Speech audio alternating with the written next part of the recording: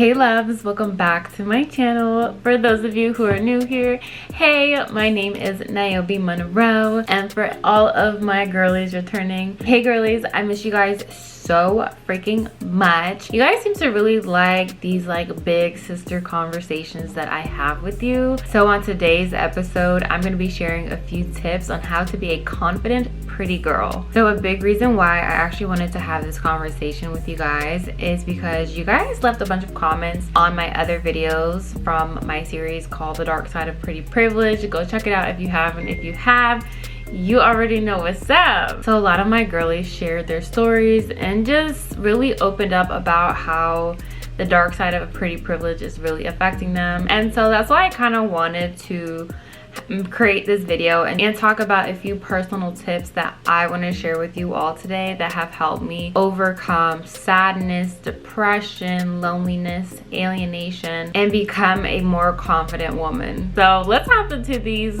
tips on how to be more confident as a pretty girl. By the way, I had a breakout on my nose, so I have this little pimple patch right here. You guys are probably like, what the hell is on her nose? All right, so my first tip would be to keep your standards. Write your standards down. Make sure you have rules that you are going to abide by. You get to a certain point at a certain age where you have learned your lesson, and so you start creating boundaries. And if those people cannot abide by your rules or boundaries, I like to say, it's a lot easier for you to understand and let them go rather than giving someone chance after chance after chance. So the first standard is the most obvious standard, I feel like, as a woman, and that is setting a dating standard. Now, this is extremely important, especially if you did not grow up in a two-parent household. Even if you did grow up in a two-parent household, maybe it just wasn't a healthy relationship that you got to see. If you were not able to physically see and experience a healthy relationship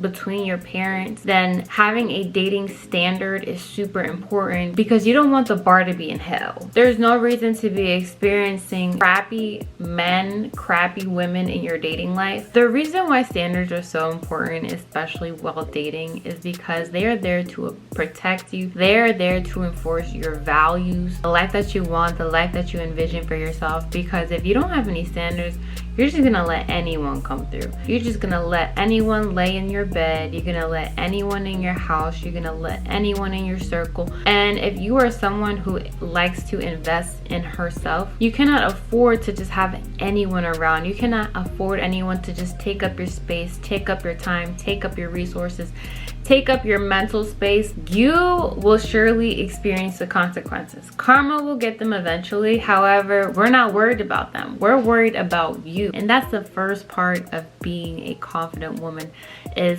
protecting ourselves, is having standards, is running a strict program. Now we're really about to get into us and why it's so important to have a standard within ourselves. So having a health and wellness standard is super important. This is something that I have learned over the years. Now, I have always prioritized my health. However, as I've gotten older, I have dove more into the wellness field and vitamins and getting the proper amount of sleep and water intake, and all those things are so important. And a lot of those things we take for granted when we're younger, because when we're younger we feel invincible, right? We feel like, oh, I only need 5 hours of sleep, I'll hit the gym the next day and I'll be fine because I'm trying to get a dump truck. I used to struggle with getting the right amount of sleep because I just would live life just running around. I would have under eye bags. I would be so tired. I would be dehydrated. Sometimes it was hard to think because I was so tired. That is not prioritizing my health and wellness. Now, moving on to hydration. I personally am someone who has always struggled with drinking a gallon of water a day. I actually picked up this new, I think this is 2 liter water bottle thing. I will leave a link down below if you want to order it yourself. I have started to incorporate just carrying it around and drinking my water, and I feel better about myself. I feel hydrated. I just feel a lot more healthier. I'm able to get through my workout routines a lot better when I spent the day before drinking enough water. I also don't experience as much brain fog. Also, when you're drinking so much water in a day, you have less time to think about other people because you're literally peeing all the time. Now you should have a new sleep schedule. You should be drinking enough water. The next question I have for you is, do you have any vitamin deficiencies? Me personally, I am anemic. I've been anemic since I was a kid. So I have started taking supplements a lot more seriously. I am currently taking vitamin D3, iron, zinc, vitamins for my hair, skin, and nails, magnesium, glycinate. And another one I do want to mention, because I have kind of heard this in conversation, is going to see your doctor. Whenever anything goes wrong, whenever you feel like you feel a little off, go see your doctor. Stop playing about your health. Make sure you have an appointment scheduled for the next visit before you even leave the doctor's office. I like to make sure I'm okay, I am healthy, that everything is on track as well. Even in my busy schedule, I still find the time to visit my doctor. I'm mentioning this because I have come across a few women, you know, do not prioritize their health like that. However old you are watching this video, make sure you have a gynecologist.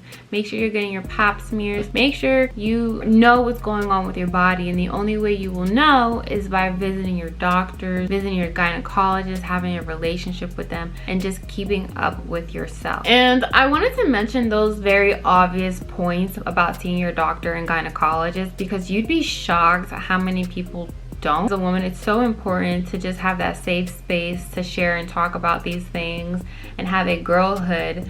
And my dad has always told me that just because you know something, you know to go see the doctor, you know to take your vitamins on a daily, you know certain things, doesn't mean that the next person does. We didn't all grow up the same way. Some of us were shown by the people who love us that, this is what you need to do on a daily basis. And so that's why it's so important to just be a big sister, be a big brother, leave an impact, be a good influence, share those routines that you feel like someone might be struggling with. We're all growing up, we're all doing life for the first time. All right, so let's get into our fitness standards. I am personally someone who is a strong believer that when you look good, you feel amazing, and you will just have this vision of yourself of how you want to maintain yourself, or maybe you have certain goals. That's gonna help you just become more confident. When you put action behind your words, your confidence is not far behind. Oh, I can take care of myself. Oh, I want it to look like that. I turn myself into that. So I have a huge standard when it comes to fitness. Like, I'm not like a huge like fitness gym head, none of that.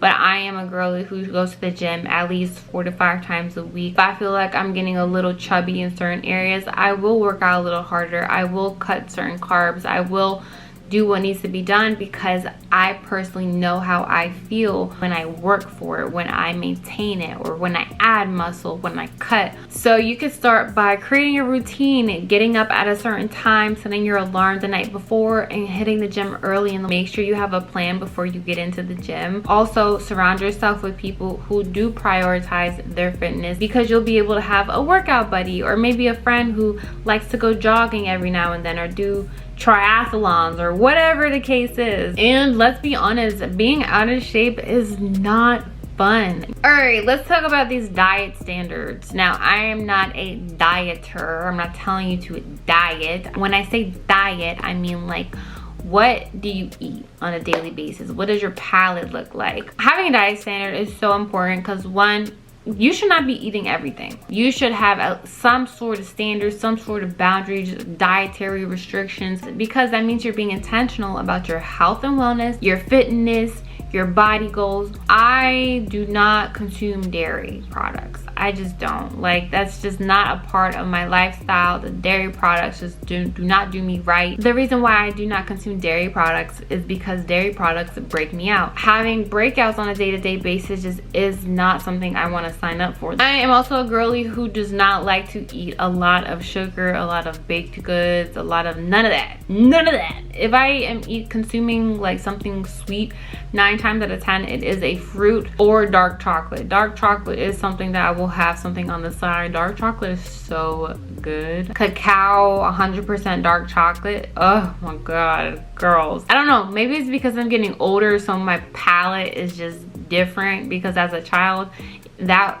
dark chocolate was just way too bitter. Another reason you should not be consuming everything and you need a dietary restriction is because if you live in the US, you know the quality of food that is in the US. And the quality of food here is not the best. If it does not fit my dietary restrictions or my lifestyle, it's not in the house, I'm not consuming it, I'm not interested in it. So recently, I'm gonna tell you a hiccup I had. Recently, I started eating beef again because I was really tired of this whole anemia thing. So I started consuming beef again, and for the 2 months I was eating beef, I hated it. My body just, I was like just gaining extra weight. The weight wasn't going anywhere. I was working out hard. And then I was just feeling sluggish. And mind you, red meat had not been in my diet for over like 7-8 years. Tried it out again after years. Not for me. I'm going back to my standard of living because I don't like the lifestyle that it was introducing me to. Another thing I like to do to keep my diet standards is I love meal prepping. Meal prepping days is just like so therapeutic. Is that corny? Is that corny of me?